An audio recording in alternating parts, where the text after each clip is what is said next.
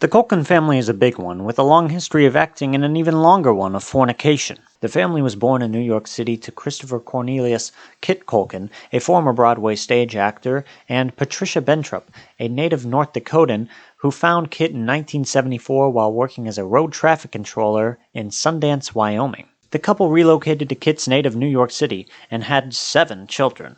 Shane, born 1976, Dakota, 1978, Macaulay, 1980, Kieran, 1982, Quinn, 1984, Christian, 1987, and Rory in 1989. In their early childhood, the family struggled financially, with their mother working as a telephone operator and their father working as a sacristan in a Catholic church.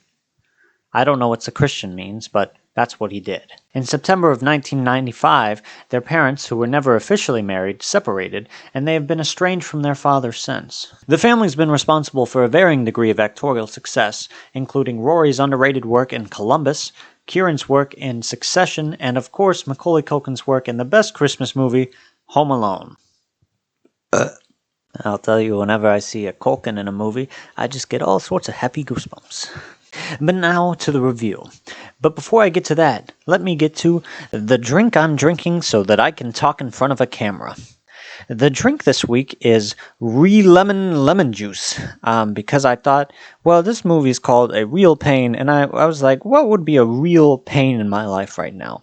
And I think it would be to drink pure lemon juice. So that's what I'm doing. The cover is real lemon, and it's like all about real lemon juice. I don't know if I believe them. They say it so much. It's like they're lying.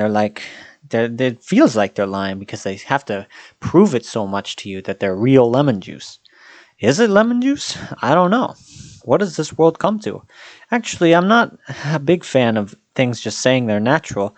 It's not necessarily bad to have artificial ingredients in whatever you're doing. That can stop pesticides and bad things. So, natural isn't always a good thing, in my opinion. But anyway, why don't I have some lemon juice? I usually try to sneak a little drink before I get to the camera because I like to drink so much. But this one, I decided to go in raw. So this is my first time. Oh! Oh, God. Oh, that's so much worse than I expected. Oh, okay.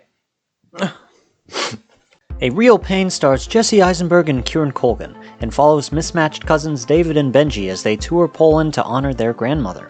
Their adventure becomes complicated, though, as old tensions resurface while exploring their family history. And this is Jesse Eisenberg's second directorial feature after When You Finish Saving the World in 2022, and from what I've been told, it's a lot more of an improvement than the first one. I haven't seen When You Finish Saving the World, so I can't really speak on it. If anything, though, this film really makes me want to go back and see if there's something more to it. His directorial effort reminds me a lot of a sober New York still cam kind of style, with odes of Noah Baumbach and... I can't think of anyone else, but maybe just Noah Baumbach. Oh, it's almost warm. The cinematography was observant. It was almost cold, like it was working from the outside of the story rather than within it. I'm keeping that in. Frankly, it's not the strongest work I've ever seen, but I think it has its own flair, and it's especially resonant when you get to the footage of the actual tour destinations. I don't usually start with the negatives, but with this film, I think I want to get the headaches out of the way before I promise that I really did like this movie. It's a plain-looking film. There's really just no getting around it. The scenery was at times important, and I feel like there were a few admirable shots, but I think for the most part I found myself unimpressed with the vision. I can, smell it. As it gets to me, I can smell it, and it's not good. It lacked mise-en-scène. The music was done well, but oftentimes misplaced.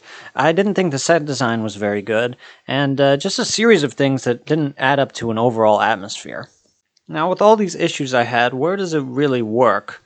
Well, it starts and ends with the relationship between Kieran Culkin and Jesse Eisenberg's characters. Their dynamic was fantastically explored, reaching into the complexities of their relationship and finding the beauty in difficult moments together. Is this expired? No, it's not expired. It's just lemon juice. It does a great job of introducing their conflict and working through it without feeling the need to resolve the situation at all. Their interactions work through very typical struggles, and by typical I mean universal and not like cliche or anything like that. It was able to highlight the dichotomy of speaking out the truth versus living it, accepting it, and in a way avoiding it. It's something I personally struggle with all the time, so the story was very serious to me. Oh man, this is definitely the worst drink I've had so far. Kieran Culkin clearly had the more fun role here. He got to have a great time. His character is so genuine and troubled. He clings so desperately to the truth that he finds the admiration of all the people around him. And that same truth makes him impossible, though, because as everyone knows, you cannot be 100% truthful all the time. Oh my god, bro. What the fuck am I doing with my life? It was great to see Culkin in such a different role from his work in Succession. Like, he maintained the intelligence and the wit, but he had this entirely different spin that couldn't be further from his television performance. Sometimes there's issues with television actors moving into film, but I don't think that is the case with him at all. And also, obviously, the last decade has changed that a little bit. He gave what I think to be one of the great performances of the year, and one that I can think of in a specific situation where I see people out in public that are just like him. Him and his character, to me, are easily the best part of this film. Now, Jesse Eisenberg was also quite good, but he definitely had the less fun role in this movie here.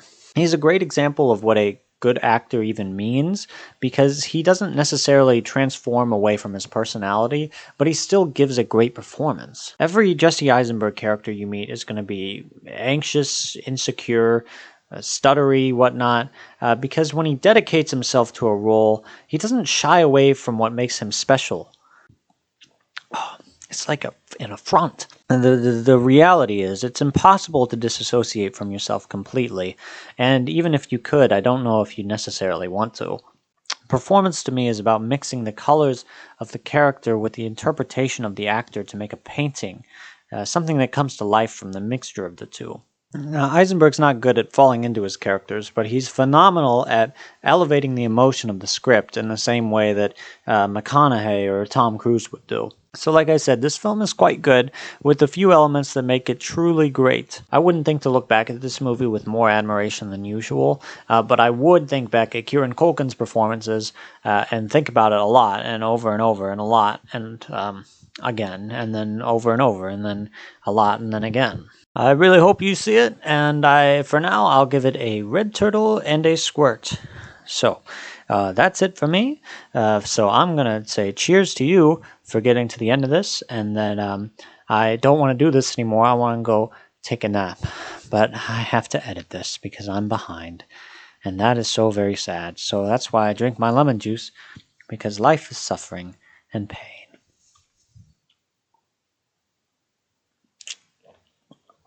I love you.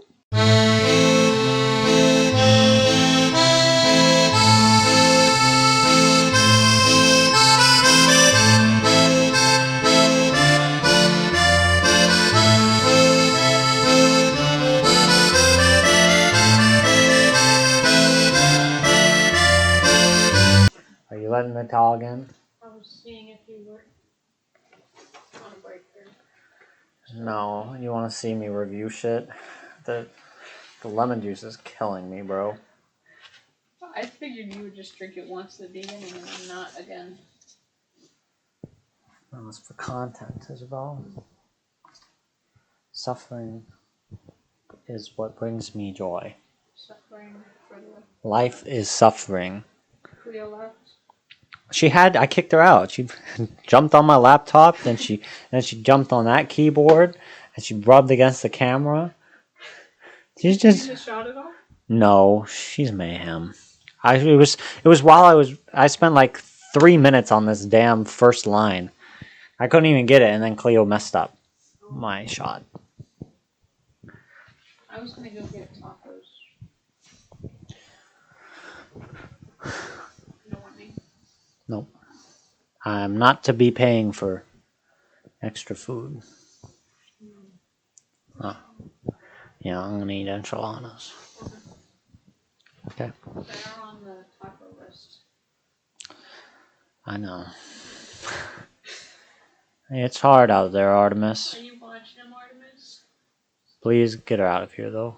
She will want to leave. Artemis, you will want to leave. You don't think so right now. She's so cute. Artemis, you wanna come with? We'll go get tacos. Alright, see you later. Yeah.